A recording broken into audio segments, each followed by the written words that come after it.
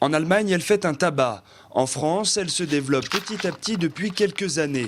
La toiture végétalisée ou toiture écologique est une technique d'aménagement durable qui présente bien des avantages, à commencer par le substrat qui la compose. La sphaigne, c'est une mousse végétale.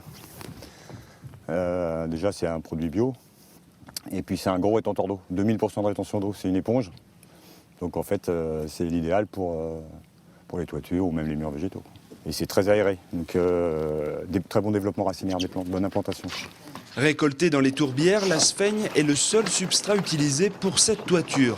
Pas de terreau, pas de billes d'argile, juste cette énorme éponge posée en module qui viendra alimenter les plantes en eau de pluie. Les plantes justement, les voici. Des sédums cultivés depuis 1 an sur des nattes de coco et livrés en rouleau. Une plante rustique capable de supporter des températures très hautes mais aussi très basses. Sur leur tapis, puis sur la toiture, les sédums prennent rapidement de l'expansion pour donner ce couvert végétal permanent qui évoluera selon les saisons. Il n'y a pas vraiment d'entretien. Vu qu'ils sont bien couverts, il n'y a pas de mauvaises herbes qui viennent s'installer. Donc en fait, il y a juste... là, on va les arroser un peu en fin de journée. Quand on aura fini de poser, on arrosera un coup pour les implanter. Puis après, ça va partir tout seul.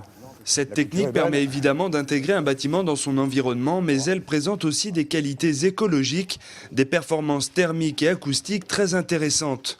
La toiture écologique, c'est aussi l'assurance de s'inscrire dans la démarche HQE, haute qualité environnementale, notamment en améliorant la qualité de l'air par le recours aux plantes. Une installation légère, moins de 100 kg mètre carré, et surtout peu d'entretien. Ça se reproduit tout seul, c'est du rampant, donc ça marcotte tout seul, donc ça couvre. C'est très très couvrant, quoi. C'est pour ça qu'on utilise ça principalement en toiture. Sinon, on peut mettre des graminées, on peut mettre d'autres plantes, mais après, c'est l'épaisseur du substrat qui va plus être pareil, c'est plus lourd. En fait, pour le moins d'entretien, on conseille ça.